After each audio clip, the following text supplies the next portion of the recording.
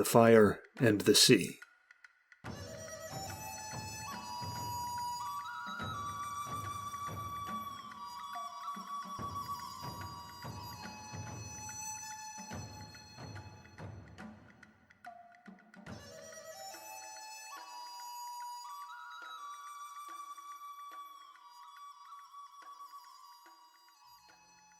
The SLS Dendam, war's spite in the sing-song tongue of the Isles, had, not so long ago, been among the largest and fiercest of her kind.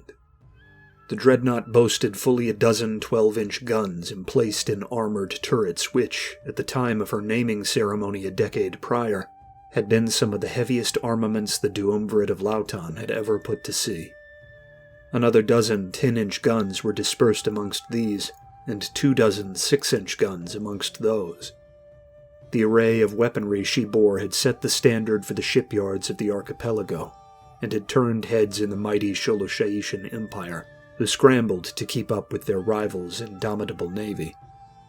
Her dark steel hull and rich reddish decking were of the finest oars and tropic timber the Lautani could muster, and as keenly cared for now as they'd been a decade before. Dendam's prow, a great ceremonial metal ram harkening back to the days of oar and sail, had been forged in the jagged semblance of an open mouth, flanked by slitted eyes which belched steam redirected by piping from the bowels of the warship. To an uninformed observer, the savage sculpture upon the prow and the demoniac streams of hot air belching from the carven eyes would have made the thing seem like a vast, hellish shark, indomitable, relentless, and unkillable. But Captain Agung Abiasa was no uninformed observer, and he knew better than any that the warship was past her prime. The very same steam engines which flared the eyes and gave life to the stacks along the spine of the ship were being steadily outpaced as newer steel leviathans joined the fleet with diesel engines and less volatile equipment. The Dendam's hull, so mighty and impenetrable a decade before, had been outclassed by the armor and armaments of countless larger, faster battleships. Menacing as she had once been, the dreadnought had been made old before her time by the frightening march of progress, and soon she would serve little purpose in the honored ranks of the Lautani navy. Even so, Captain Abiasa was proud to command her. He'd served as a lower officer on the brooding Dendam during some of her first actions. The last war with the Shaitians had been short and brutal, and though it had brought territorial losses for Lautani and the continent, the canine foe had been crippled at sea. A slightly younger, more eager Abiasa had seen the guns of the Dendam sink 4 Sholoshaitian destroyers and a rival dreadnought first-hand during the celebrated Battle of the Strait. Of the thousands of vessels in the water that day, Dendam had been among the finest, and had played a key role in winning the day for the Duumvirate of Lautani. When he'd been handed command of the tenacious old warship the previous summer, he had written his wife back in the capital that it was the proudest day of his life. Notwithstanding the ribbing he'd gotten over forgetting their wedding day, his sentiments remained much the same. He was growing old himself now. Captain Abiasa was 61, and though a Navy man typically had a longer shelf life than an Army man, he was beginning to feel the years. His feline features were graying, and the once gold and brown patterns which lined the fur of his hunter's features were paling. His keen, peaked ears now struggled to pick up the subtleties of speech after decades of heavy gunfire and shouted orders. His gently slitted pupils had to linger a bit longer than once they'd done to pick out silhouettes on an ocean horizon. Abiasa could not truly communicate with the Dendam. That was an ability reserved for the priestesses of the sea goddess, but he felt a certain solemn kinship with the aging war machine that softly cut the calm waves beneath his feet. It was on nights like these, awakened by his aching knees to wander the deck sleepless and watch the goings of the open ocean, that he felt that connection most keenly. Though there were enlisted men on watch, and the bridge still had hands awake and aware, he felt almost as if he were alone with her in these pre-dawn hours before the sun began to hint of its coming. The bridge of the Dendam had received a wireless telegram just 2 days prior informing them of the Sholashaitian Empire's declaration of war. The line had been alive for the whole of the afternoon, rattling off as other powers answered their obligation to declare in turn. This new war would be nothing like the old. It would be global, and the blood that was to spill would soak the ground of many nations. So it was that Captain Abiasa had cause to hope.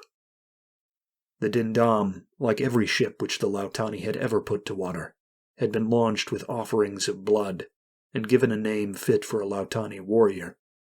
She was no mere ship, not in the sense that lesser nations might use the term. She was alive, possessed of a vital spark which burned far hotter than her engines. The priestess who oversaw the stokers who fed its furnaces spoke with the warship through ritual bloodletting, and like any Lautani vessel, the fierce Dendam had traits all its own. She was quick to wrath and quick to violence, a temper to match the fury of the sea. Like any great warship, she loathed the idea of rusting in port, of going to sea without foes to break and distant shores to explore. The Dendam had only ever known the glory of life as a warrior, and she was honor-bound to end her life as a warrior. Her captain felt much the same. From the preparatory schools right on through the Naval Academy and early posts on screening ships and battered destroyers, Abiasa had known only the life of a Navy man. Nothing stoked the fires of his heart like the thunder of guns, and nothing soothed his thoughts more than the boundless surface of the open ocean. It was not an acceptable thing for officers of the Lautani Navy to stew in memories at home in their old age. Honor aside, retirement and the long descent into infirmity wasn't even imaginable for Abiasa. A Lautani Navy man, like a Lautani warship, was meant to die young, when his wits and his strength were still his own. He, like the Dendam, was running out of years for that. Perhaps a new war could give them both what they wanted. Abiasa's slow and steady pacing brought him around the forwardmost guns, and he wheeled toward the starboard side of the Dendam, making to retrace his path down the opposite edge of the deck. They were bound northward for the sheltered ports along the mighty island of Katarava, the jeweled crown of the Lautani archipelago, to refuel and link up with a proper escort of screening destroyers. This placed the eastern horizon off the starboard side, and as Abiasa approached the rail, he could just make out the reddening haze of the coming dawn astride the boundless expanse of midnight blue. It was an hour or so away, but still, the tantalizing hint of it in the tropic skies of the Paloa never failed to impress him.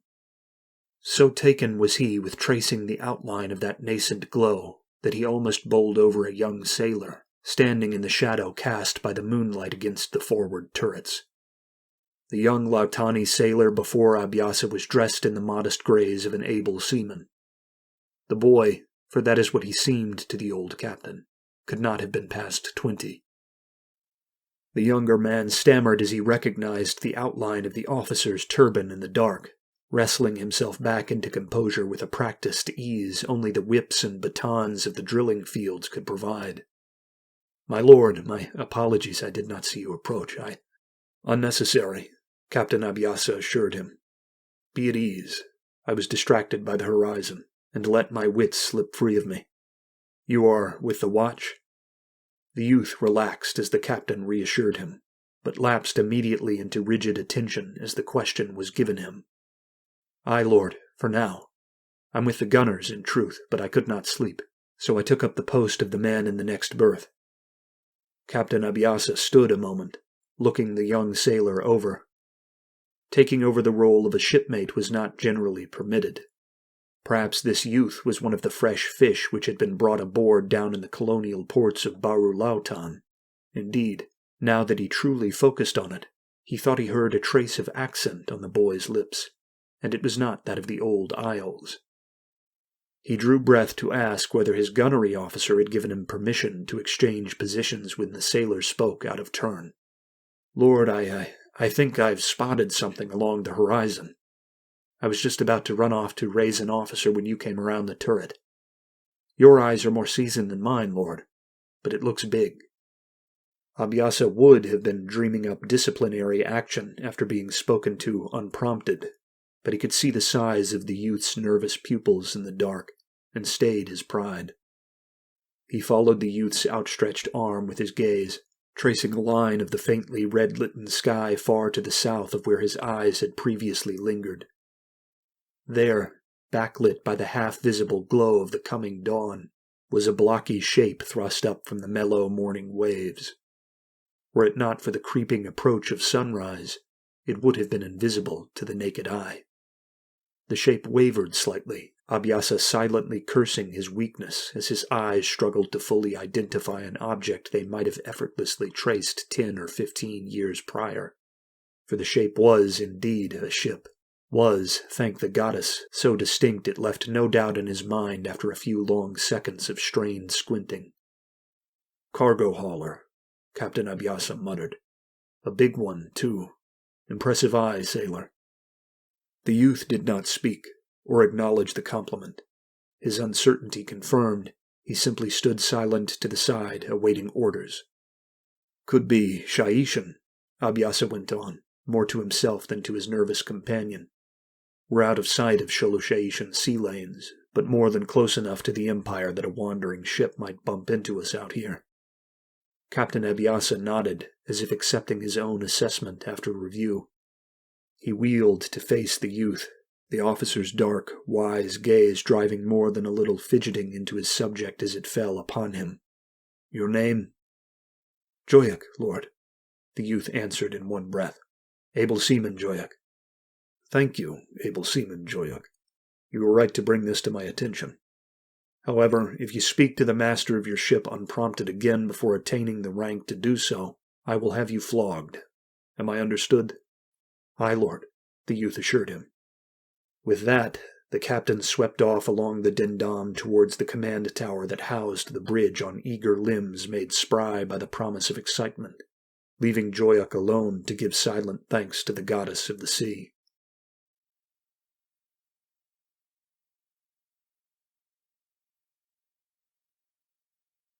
"We've already ignored 3 transmissions demanding we identify ourselves, Captain. The dispatches from the Dendam are becoming more irate with each message they send." Captain Koskoat grumbled something inaudible in return at first, rubbing the lingering sleep from his eyes between glares at the distant silhouette closing in upon them through the thin windows of the bridge. Signaling Officer Banyu knew better than to probe and prod any more aggressively, and cautiously awaited the captain's eventual response.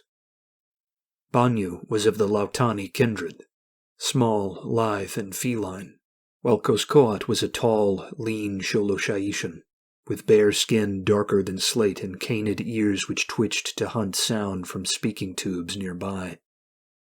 Both wore the colors of the Stygian Navy, and the bridge crew played host to almost as many cats as it did dogs.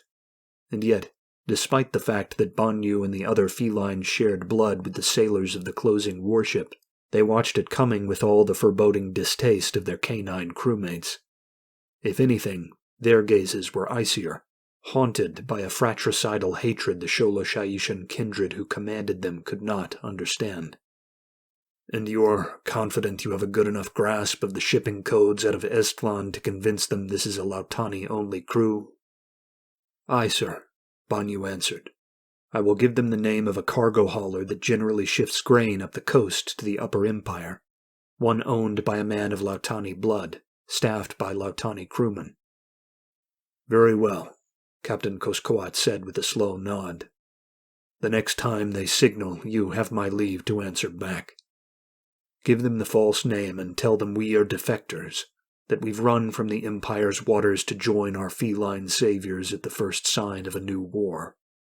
Tell them we're low on diesel, or food, that we had no time to stock up while slipping from Estland harbor. Urge them to come in close and share supply if they have it, or take our crew aboard if they don't." Captain Koskoat strode to the mouth of a speaking tube aimed for the lower decks, and shouted orders that only feline, Lautani-descended crewmen were to be seen atop the main deck. They should make themselves as conspicuous as was possible, and make a show of waving to the incoming battleship when it drew nearer their position.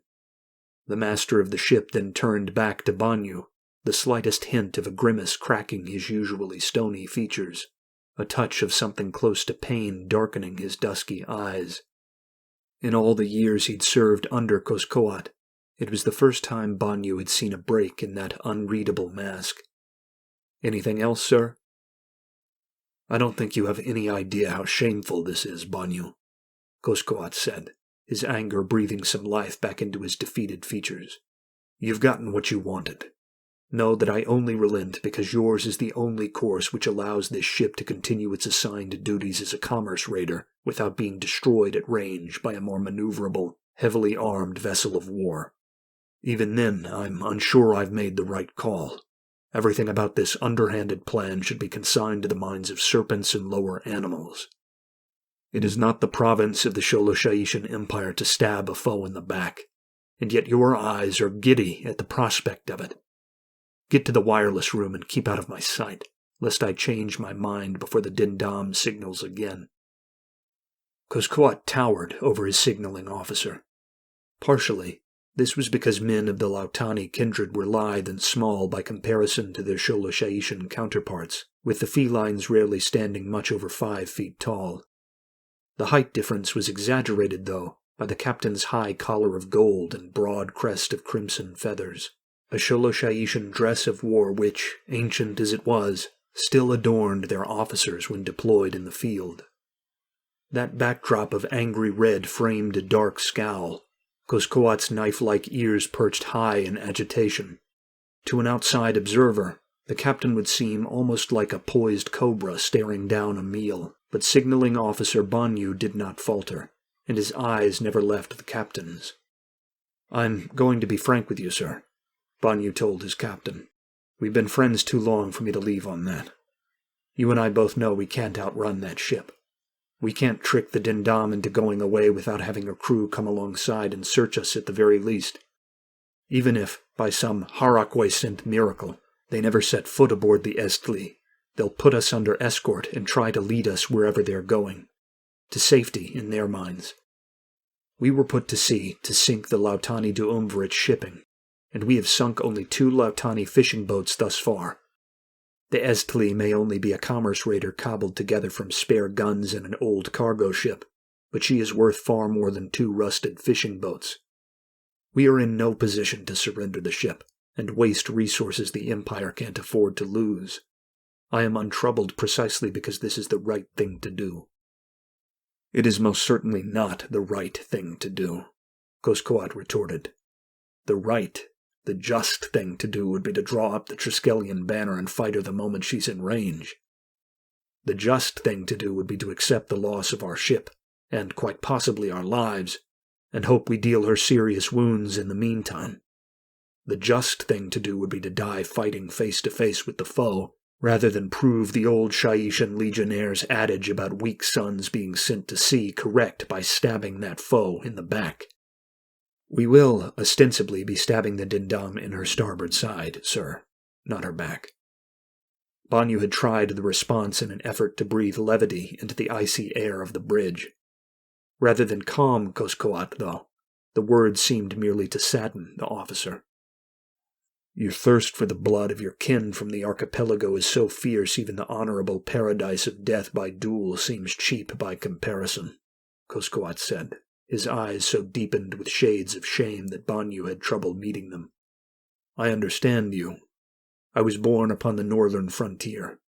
To a Sholoshaitan from Kuskotlan, there is no sweeter thing than the spilling of Ida blood. Just as the man from Kuskotlan sees 10,000 years of wrongs writ large upon the flesh of his reptilian foe, so too do you see 2,000 carved into the skin of your feline cousins from the Isles.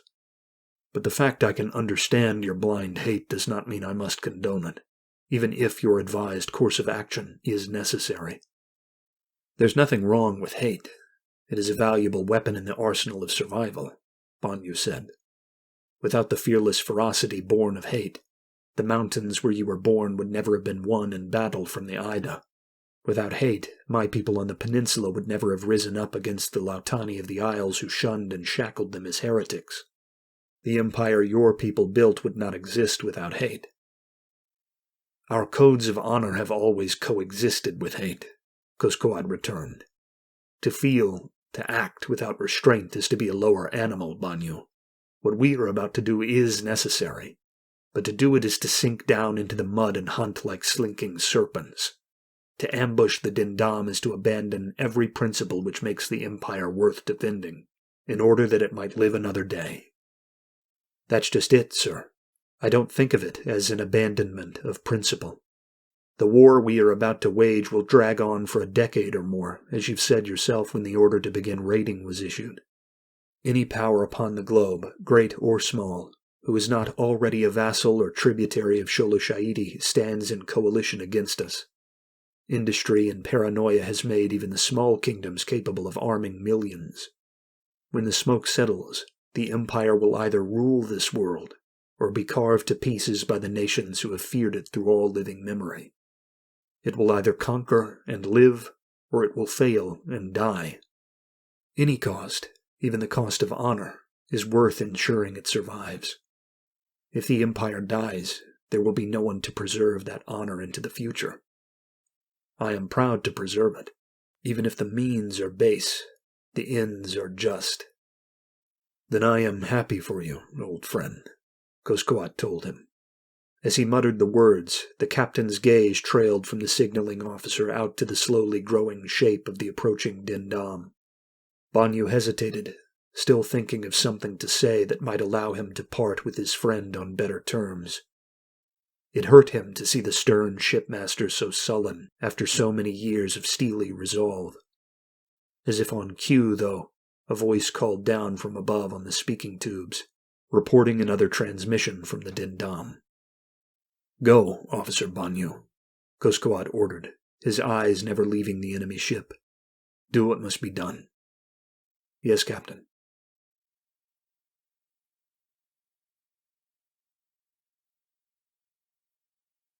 The commerce raider Estli was a child of desperate practicality. For years, the Sholosh'aitian Empire's naval planners had been aware another war with the Lautani duumvirate was inevitable, and had mulled many plots to balance their forces with those of the Sea People. But Sholosh'aiti was now, as ever, a land power, and most of its military minds agreed indomitable legions outstripped indomitable armadas. Thus, most funds, resources, and brainpower Sholosh'aiti could muster were spent developing foundries for mighty artillery pieces, and perfecting assembly lines for reliable rifles. The largest empire on the planet could put more equipment and soldiers into the field than all her enemies combined. But this had come at a cost to the always neglected Imperial Navy. To their credit, though, the brightest men of that navy had turned to new technology and old methods, to desperately try and level the playing ground before them. Under shroud of secrecy, submarines, originally a Lautani innovation discarded as dangerous and dishonorable, were adopted en masse by the Sholosh'aitian fleet.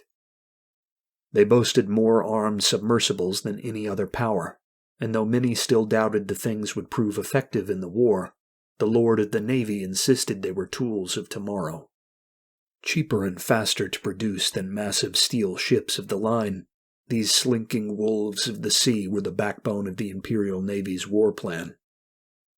Mines played a role as well, often deployed stealthily by the submarines themselves. A vast reserve of them had been built during the plummet towards war, and with war drums finally rolling, the channels and coastlines of the Lautani archipelago were being littered with them. Whether they sunk shipping or vessels of war was of little concern. There was, so the Lord of the Navy had said, no target in the Lautani duumvirate's waters the Empire could afford to offer mercy.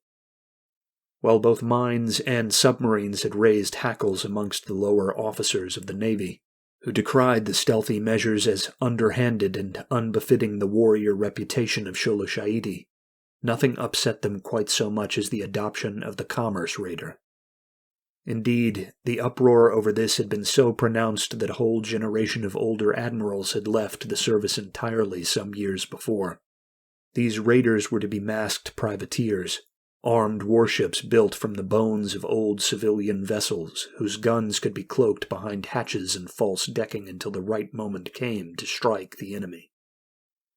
The Estli, once a massive cargo hauler, now a formidable weapon of war, was just such a ship. The Estli was a titan, nearly twice the length of the Dendam who stalked towards her over the waves, and several times as heavy. Her hull had been reinforced internally to mime the armor of battleships, and her empty bays and innards had been run through with interior decking and bulkheads to house a plethora of big guns.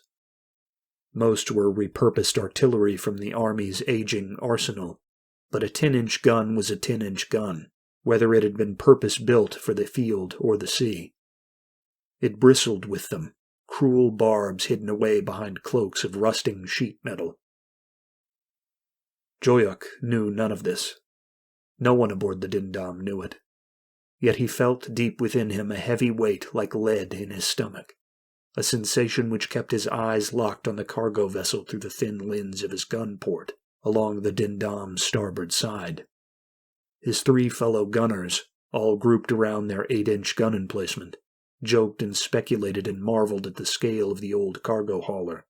But Joyok, frozen by nerves he could not explain, could not bring himself to join them. "She's a giant, isn't she?"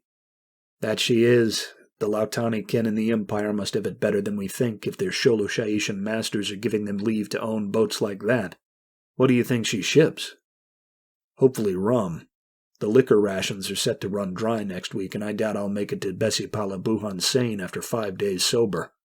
I suppose the more patriotic hope would be that it's all artillery shells and oil for the war effort, though. Goddess forgive my selfishness." The back and forth washed over Joyok like surf upon stone, leaving no immediate mark upon him. Joyok was a colonial, a new recruit from southern ports in Baru Lautan, and he had never been fast friends with any of his kin from the islands.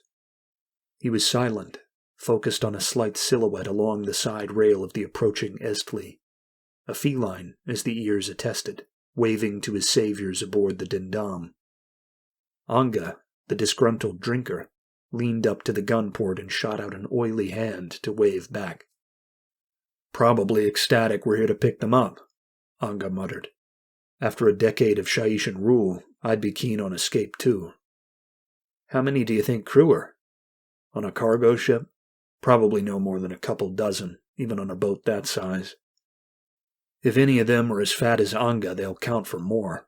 Besides, the Duumvirate wants the peninsula back at the end of all this. If we want to win back the mainlanders over there so they'll come back into the fold, we've got to roll out the carpet for them when they come crawling back like this." Joyok piped in then, his eyes never leaving the Estli through the gun port.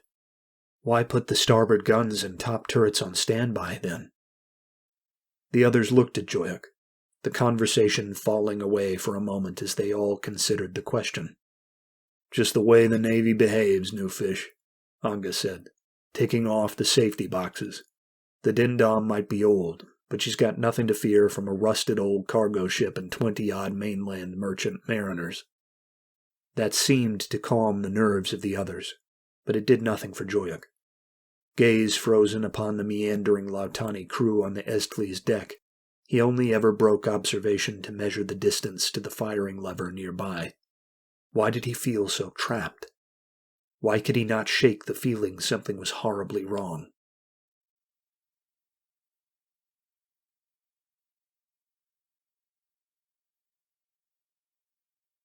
Captain Koskoat knew every inch of the Estli. She was his ship, reluctant as he had been to accept command of her, and he was fully aware of her capabilities. Thus, nothing which came to pass surprised him. From where he drank it in upon the bridge, it only chilled him out of futile, helpless finality, not out of fear. It began with the hulking Dendam closing the final gap, wheeling round to sit parallel to the even larger Estli like a whale calf in the shielding shadow of its mother. And yet, the shadow of this cargo ship would prove anything but safe. The vessels were less than 100 yards apart. Koskoat's commanding view from the bridge showed him the waving Lautani sailors aboard the opposing warship, and his own grinning catfolk returned the gesture from the Estli's main deck, one group greeting its new neighbors as excited liberators, and the other baiting them as cunning hunters. There were likely questions down on the signaling deck, Koskoat thought. Queries about why the Estli's anchor had not been dropped, or why the cargo hauler's visible crew were not preparing chains to haul up the visiting excursion boats being readied for launch by the Dendam. Captain Koskoat heard none of this, of course, but that almost made it worse. Officer Banyu and his men would have fallen silent by now, he reasoned. The Dendam's own communications room would be filled with men caught somewhere between excitement and confusion as their lines fell quiet and the telegraph ceased to beat. The Lautani hails hurled unanswered into the void. A hollow voice reverberated up the speaking tubes against the rear wall, a signal from the gunnery officers that all arms were ready. Banyu's own tone followed, confirming the captain's assumption. The Dendam was signaling dead air, and the Estli's time to act was limited. Ice sank into Koskoat's stomach as he realized he had no time left to think, to hesitate. It was now or never. He waved to his speaker, who issued the order to fire down 7 successive speaking tubes, each receiver knowing to delay just long enough for the final deck to receive its orders before setting the guns to blaze. Koskoat felt like a marionette actor in the moment, his voice failing him and his limbs seeming to move of their own accord as he conducted the bridge crew in their efforts. He watched almost as a spectator in a theater. Save in his heart, he knew he was no actor, and what followed would be no play. Weighted bay doors, all but invisible along the battered old hull of the Estli, surged open the moment they were unlatched, their momentum rolling the big guns which hid behind them up into firing positions. 3 false superstructures on the main deck, built to look like the canvas covers of massive grain troughs, were coiled up on tension lines to reveal 3 battleship-cracking rotary turrets. Countless smaller portholes, most disguised as grungy viewing ports for crew compartments, vomited forth the barrels of smaller 6- and 4-inch guns. The Imperial Lautani crew on the Estli's deck melted into stairwells and stormed into positions in the rotary turrets. Over it all, the gold and black Triskelion banner of Sholoshaidi was hoisted aloft above the bridge, declaring to all the allegiance of the cargo ship turned raider. All this took no more than 10 seconds, for the Estli's crew had been drilling for this moment for half a decade. There must have been reactions on the Dendam, the captain knew. Calls to fire, calls to brace for an attack, calls of shock and betrayal. Koskoat imagined from his post at the glass that he could hear them all. In reality, all his keen ears drank in was the rumbling thunder of his own vessel's arsenal as it poured hate over the small span of sea between the rival ships. There had been no time for the proud, aging Lautani warship to react. Not yet.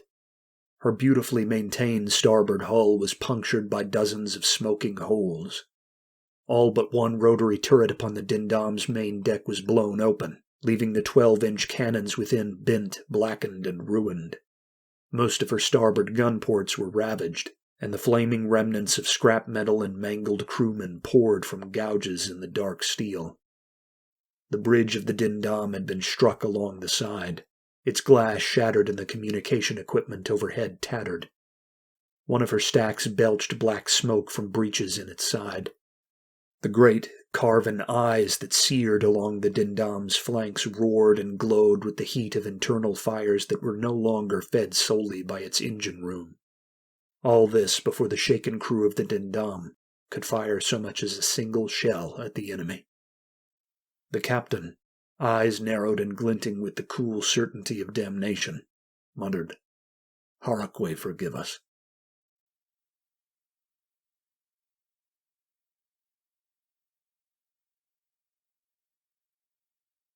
Able Seaman Joyuk didn't have any grasp on how he'd come to lay sprawled upon the cold metal of the deck.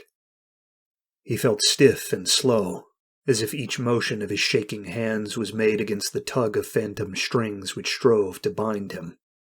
So violently did they shake that he almost tumbled over trying to push himself up off the floor. But it was more than just his hands, he realized.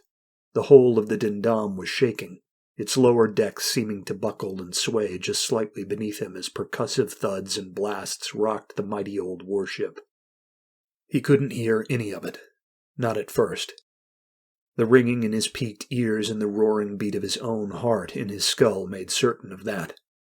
It was felt more than heard, as a massive drumline or artillery barrage is felt, its tremors working their way through one's ribs and seeming to rattle the organs within. The smoke about him began to clear as he rolled away from the biting nip of fire, madly thrashing at a portion of his uniform which had burst into flame as he went. He was astonished to learn he was not blind, and gasped for air against the fumes as he scrambled sightless through the chaos along the trembling floor.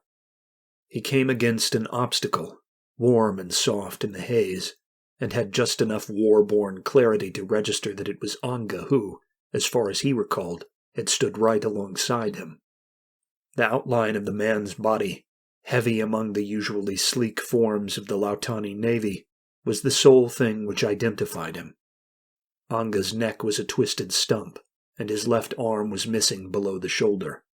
His uniform was half missing, torn through in a dozen places like the hide of a small beast who'd met a large shotgun. A shard of steel from the hull protruded like a dagger from his sternum.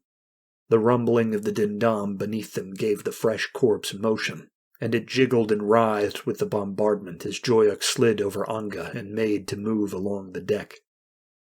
3 more gun emplacements he passed on his hands and knees, and not a single soul did he find alive. Many had been dismembered by the concussive force of the blasts in such a confined space. One, the gunnery officer in command of the weapons on their deck, had been pinned to the wall like a flower to a corkboard by a great spine of metal which had rent back from the wall in the barrage. The fire around one of the guns toward the stern had set off the ammunition and blown a hole into the decks above and below their own, leaving the weapon's crew blackened and pulped along the periphery. All this Joyok could not ignore, but he did not let it slow him. The ship groaned, long and low, a wrathful lion, injured and unable to rise to its own defense.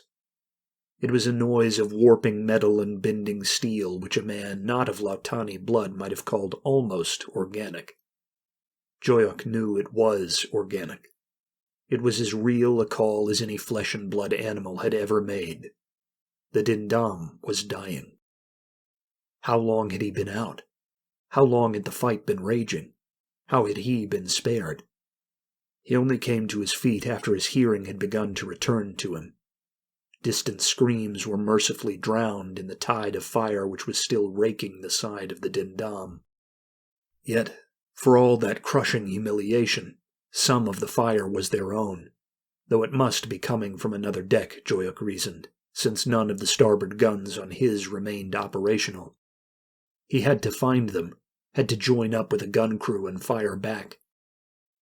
Joyok felt the slick warmth matting the fur of his head, but he paid the blood no mind.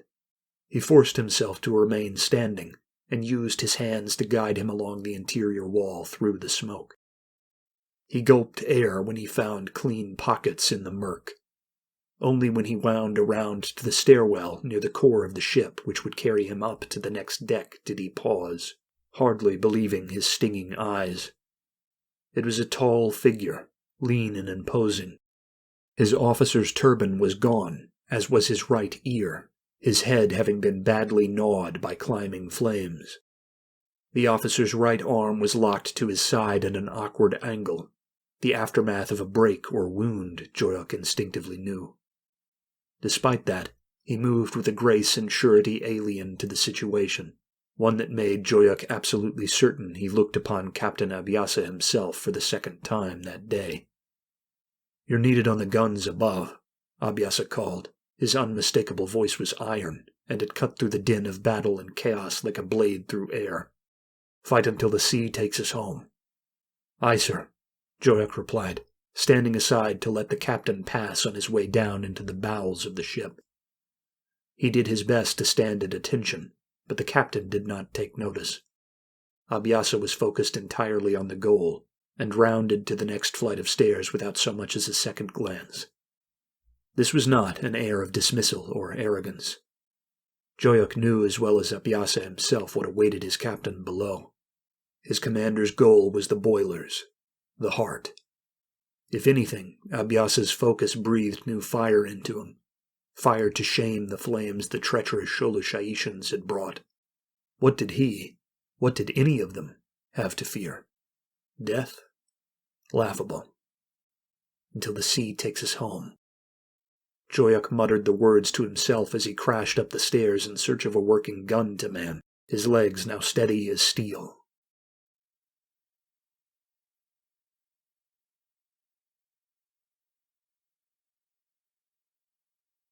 Captain Abiasa tore onto the boiler deck with all the urgency his concussed mind could muster in him.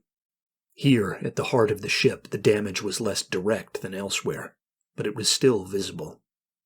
Breaches to the smoking stacks atop the ship and the thunderous impacts of the Estli's guns had sent blazes back down into the heart of the Dendam, where they'd blown open boiler walls and spilled scalding water into the furnaces which fed the steam. The gusts of scalding air had killed a number of the stokers who fed the fires. And yet, their countrymen surged over and around them, shoveling coal into the remaining boilers as fast as exhaustion allowed. They were as prepared as he, a testament to the warlike stock of the islands, ready for one final struggle on behalf of their dying Dendam. Black and filthy with coal dust as the glowering heart of the Dendam was, and filthy as the brave stokers which fed it were, they moved like murky tides around a lone, pristine figure in a flowing robe, poised amidst the thunder and the death.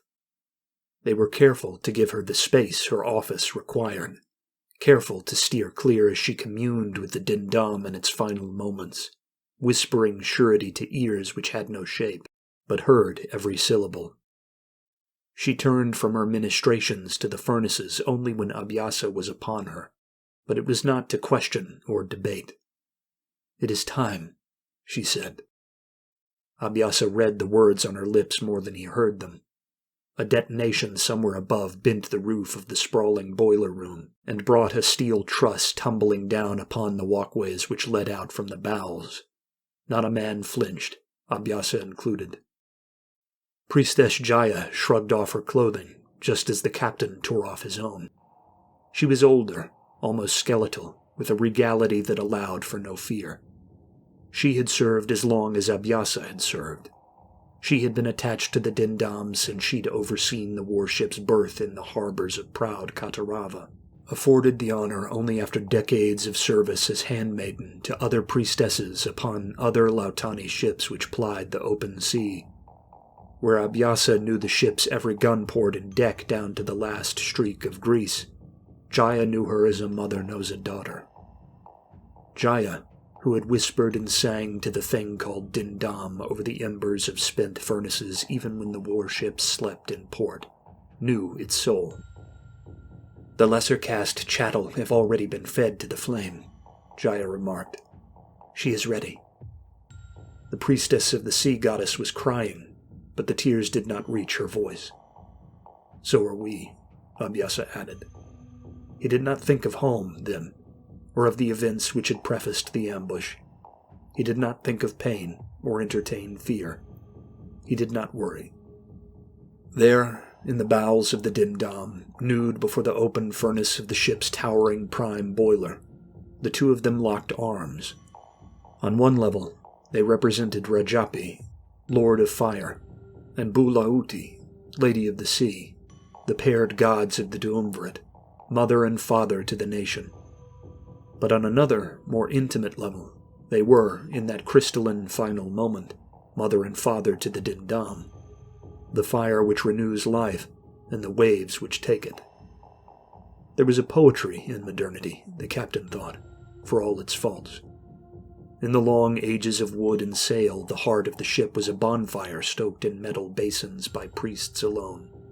It was the symbolic house of the ship's soul, yet, divorced from the symbolism and mystic ritual, it had no connection to the wind and muscle that moved the ship over the sea. Now, the furnaces of the boilers were the heart, pumping life into the war machine. Without the fires aboard those old wooden leviathans of yesteryear, the ships would have ceased to feel. But without the roaring infernos which fed the steam, the steel leviathan of today would cease to move. There, glinting in those flames, were the roots of the Dendam's body and soul. They stepped forward, eyes shut against the searing pain of the open flame. Instinct and reflex seemed not to bind them at all. Even as their fur ignited, and the scent of burnt hair and flesh filled the heart, they did not falter. They walked into the open blaze and collapsed there as hazy husks amidst the inferno, the stokers reverently slamming shut the furnace door behind them. Overhead, the prime boiler roared.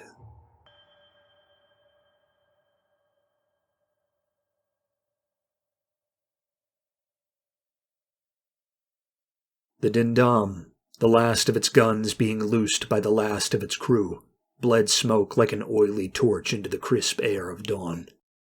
It was a black blight upon a sea lit by the warm hues of a warmer daybreak. But the Estli was no better, a blocky monstrosity made deadly by brute force and animal cunning. The Dendam had been a work of art wrought in steel, the inlaid war chants upon her hull, the flowing scriptural mantras printed upon her polished decks, the terrible face upon her prow. That is what made her death so harrowing to watch. The wrath Dendam's gunners sent forth punched holes in the Estli, tore rifts in the upper hull and maimed gunners in the hidden firing ports, but it was no use. Her boilers had been building to begin to flee the scene, but it was already too late. Even the one-time cargo ship could pace her now, in her current state. Her lower levels were bleeding water, and the fires in her innards might ignite her ammunition stores or scattered coal reserves at any moment. Had the Lautani ship had space to maneuver, had she been given time to bring her more flexible, accurate armaments to bear, she would have slaughtered the malformed merchant ship that assailed her. But for all her hate, for all that the dying Dendam fed the roaring burst of flame from its glaring eyes, for all the roars her creaking steel let loose across the surface of the placid sea, there was nothing she could do.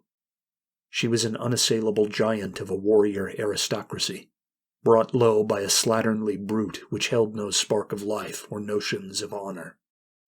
And yet, amidst all that desolation, a warmth crept into her. The Dendam did not feel as a man or woman feels. Hers was a heart of such scale that intricacy or details were drowned in the vast sweep of rabid emotion. When Jaya, her mother, would whisper over her heart on silent nights, she had only ever felt vague yet total calm and relief, never understood or deciphered the words. But this was different. For the first time, there were thoughts and ripples amidst the brutal tides of wrath and want. This time, she did understand. There was a way, with or without her guns. The Dendam's helmsman was as dead as her mother. The opening barrage loosed by the Shaishan dogs had seen to that. But Abhyasa and Jaya were one with their ship now, their will in tune with the unknowable will of the dying Dendam. And so, though there was no man alive to steer her, the Dendam veered hard to starboard. Her remaining crew jolted at the ferocity of the motion. The low roar of the boilers became a keening scream, audible even aboard the Estli, as every ounce of will the Dendam possessed was thrown into building her momentum. Another boiler burst like a fragmentation grenade down below, slaughtering and scalding her remaining stokers, and yet Dendam accelerated of her own volition. There was a way. The Estli's plan had hinged upon getting the Dendam in close. It had been her doom, that proximity, the insurance that the awkward, haphazard guns of the Estli could hit their marks and kill in comfort. But who aboard a modern diesel or steamship would even have thought about the Dendam's ram?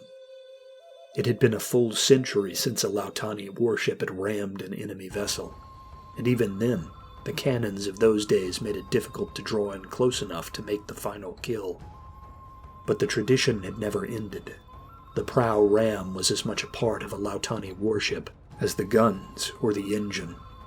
And now, as her guns fell silent beneath the fury of her own final rage, the frantic crew of the Estli could do nothing but watch as the Dendam recreated the maneuvers of ancestors she had never seen. The stacks along the Dendam's spine flared with fire which ate the acrid smoke. Her carven eye vents flashed with white-hot heat. The jaws carved into her ram seemed to twitch and shudder and groan against the metal that formed them, a hunting shark, eager for blood and oil. A sound like thunder rumbled up out of her bowels as the rest of the ship's boilers went up.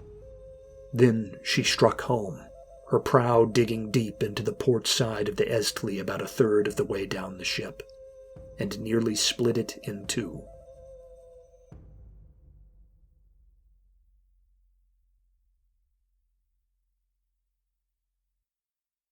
Signaling Officer Banyu sputtered as consciousness reclaimed him.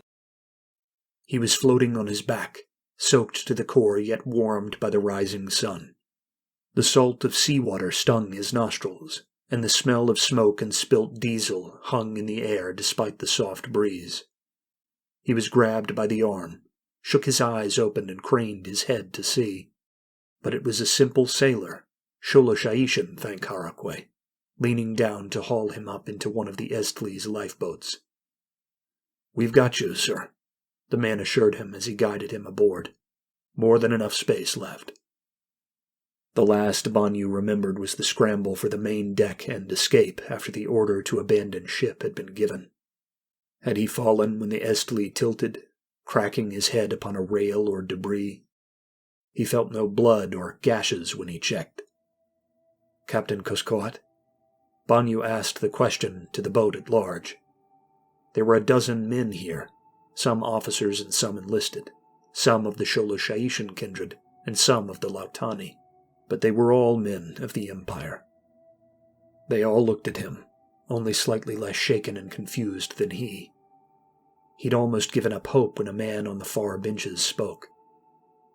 "He stayed aboard after he gave the order to abandon. His lordship went down with the Estli." The speaker had been part of the bridge crew, Banyu saw. What he was saying must be the truth, and yet his whole body screamed it had to be a lie, that stalwart, iron Koskoat couldn't be gone. He wished he had known. For all their fire in the past few hours, Banyu might have stayed with him upon the bridge in the end. It was rare, even in a system as fraternal as Sholashaidi's military machine, that a commander and an underling developed as intuitive a friendship as they had shared. The Navy was Banyu's life, as it had been Koskoat's. He couldn't imagine living that life under a different officer's eye. There was a deep and abiding sadness in that, and a white-hot wrath that burned beneath. "He died well," the man from the bridge put in, "just as he'd have wanted to." "That he did," Banyu agreed. Silence reigned a while as the boat was rowed by the less exhausted among them from soul to soul in the water, some living, some dead. There was a blaze where the oily blood of the Estli had been set aflame, and the fire rippled and rolled along the surface with the motion of the subdued sea, but the ships themselves were now wholly beneath the waves. Far off, the other ships launched by the sunken Estli were grouping together, likely discussing their options. The fleet knew they were down. Banyu himself had overseen the signal before obeying the order to abandon. Harakwe knew how long it would take for rescue to arrive, though, and the blaring heat of the day was already turning the sea's surface into a scorching desert. "No boats off the Dendam, I take it?" The voice was from a young man who'd just been plucked from the drink, likely freshly enlisted, sunk on his first outing. "None," an older man told him. "The Duumvirate doesn't do lifeboats. If the ship goes down, they all go down. No exceptions." Banyu kept up his scan of the gentle waves, hoping beyond hope he'd see a man in Lautani uniform bobbing in the sunlight, that they could pluck him up and haul him off to Shaidi to be cut open atop the Empire's temples. Not just for historical grievances anymore. Now his hate was personal. But for all his efforts, Banyu spied none. Just the tinder blue of the southern seas and the roaring fire which haunted its surface.